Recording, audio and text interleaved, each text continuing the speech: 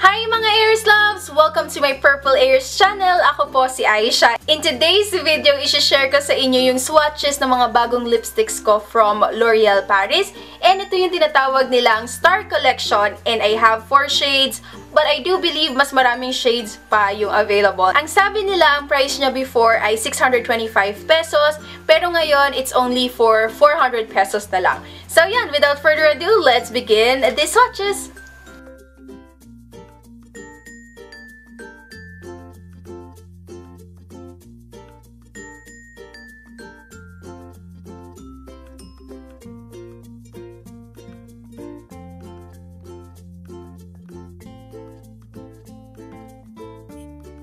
Ang nasa lips ko ay yung kanilang collection, Star by Eva, also known as Nymphea. I believe ito yung ginamit ni Solen nung kinasal siya.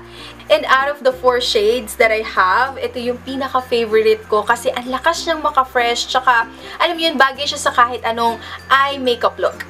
So yan.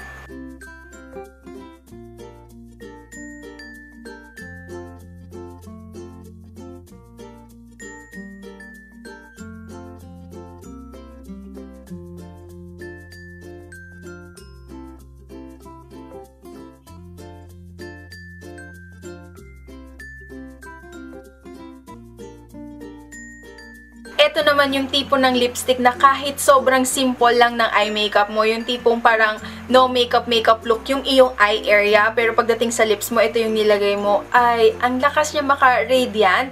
Actually, yung nandito sa pinaka-bullet or packaging niya is parang purplish na color. So, ina-expect ko magiging parang may hint ng purple, pero wala. In my lips, ang naging dating niya is parang bright pink or fuchsia. But still, I like it.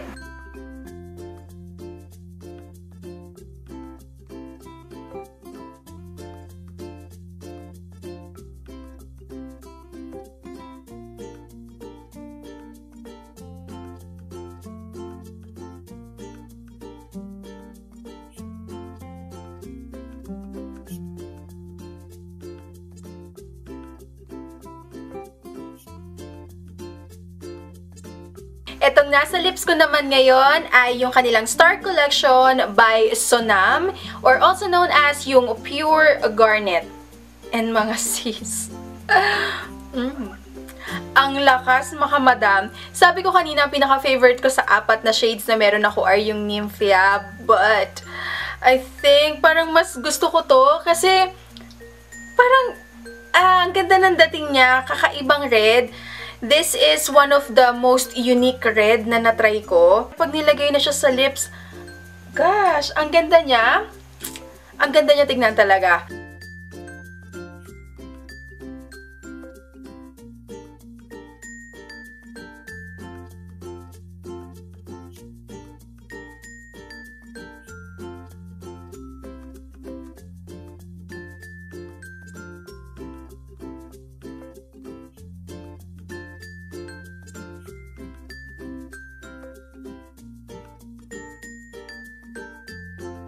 And last but not the least ay yung Star Collection by Frida.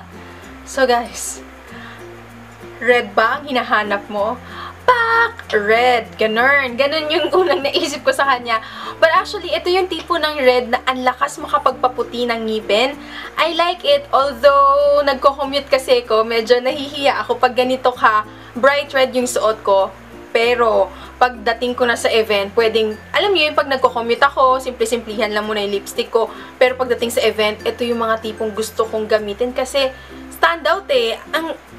Ito naman, ang lakas maka-saucy. Saucy ng look niya. I like it too. Wag lang talaga pag nagko-commute kasi talagang super bright. But katulad nung kanina, si Pure Garnet, ang lakas niya rin makapagpaputi ng complexion, makapag-brighten up ng face. Alright, let's now move on sa aking verdict. Sasabihin ko sa inyo yung aking first impression sa mga lipstick na to from L'Oreal. So, first is the packaging. I actually like the packaging kasi very sleek, very sophisticated yung itsura niya. Tsaka gusto ko na may ganito. Kumbaga malalaman mo kung anong shade, hindi mo na kailangan itaob yung lipstick mo para tignan kung ano yon. But, okay sana eh. Ang ganda ng concept. Pero hindi siya katulad ng actual shade. Katulad nito, Siguro kasi dahil naka-bubble glass, so hindi ko alam kung naka-apekto yon. Pero hindi masyado, eto magkamukha sila, hindi katulad nitong kanina, si Rose Lotus. Parang ma-purple siya, pero nung nilagay ko, fuchsia siya, ganon.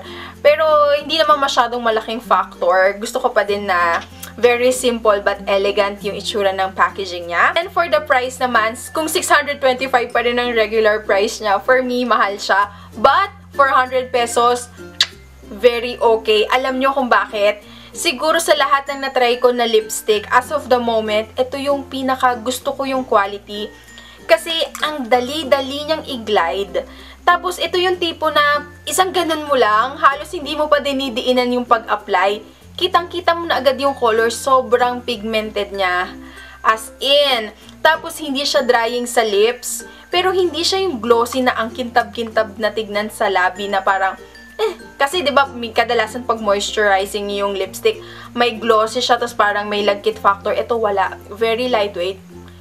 Kumbaga, kahit red na red yung suot ko, hindi ko ramdam na meron akong pack ganun na lipstick sa aking labi kasi very lightweight siya. Wala yung parang tagging pag nilalagay mo siya sa lips, wala, tuloy-tuloy, very smooth.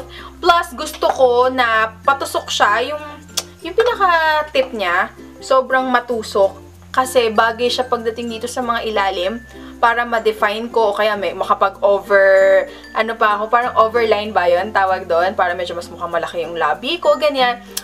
Ayos na matusok siya, hindi siya yung basta pabilog lang, ganyan. And for the shades, I think mas marami pang shade ang available, but 4 yung meron ako, lahat sila, wala akong, alam mo yun, parang hindi bet.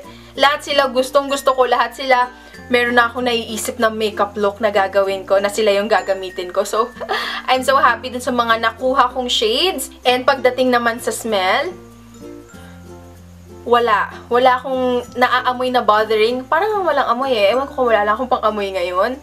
Pero wala. So, yun guys, 400 pesos, madami-dami na siya. Tsaka huwag kayong mag-alala, matipid to, hindi agad, alam mo, hindi lugi yung 400 nyo. Kasi tulad nga ng sabi ko, isang dampi mo lang, ganyan. Tapos medyo igalaw nyo lang, talaga makikita mo na, uy, alam mo yun, may kulay na agad. Tapos, since hindi naman siya, yun nga lang, isa pang cons, hindi siya transfer proof. As you can see, maliwanag na maliwanag, nagda-transfer siya. Pero, alam mo yun, konting ingat lang kasi red siya, lalo na pag ganito nakakulay puti ka, ganyan. Ingat lang. Na-discover ako, nagli-leave siya ng tint. Kumbaga kahit kumain ka na, medyo maalis na yung unang layer ng lipstick mo, may naiiwang siyang tint. So, hindi ka magmumukhang haggard agad. Alam mo yung tipong kumain ka na, wala ka ng lipstick, ang putla mo na. Ito hindi, kasi may iniiwan siyang tint. Kumbaga, fresh na fresh pa din yung itsura mo, touch up mo na lang. And hindi rin siya nagbubuo, nagfi-flaky kahit matagal na. So, very long lasting in my opinion. Nagta-transfer nga lang. So, I'm going to recommend this sa inyo if I'm going to rate it. 1 to 10 being the highest, I think I'm going to rate it 9.5. I really like it. It's one of the most high quality na lipstick na meron ako. So that's it, pansit mga Aries Loves. If you enjoy watching this video, please show me some love. Please like this video. And kung gusto niyo po na notify kayo sa tuwing nag-upload ako ng video, huwag ka nang mahiya. Please click the subscribe button para dumami pa ang ating family. So, yan lang. Kita-kits sa susunod kong video. Lagi kayong mag-iingat. At again, maraming salamat po sa panonood. Paalam! Appear!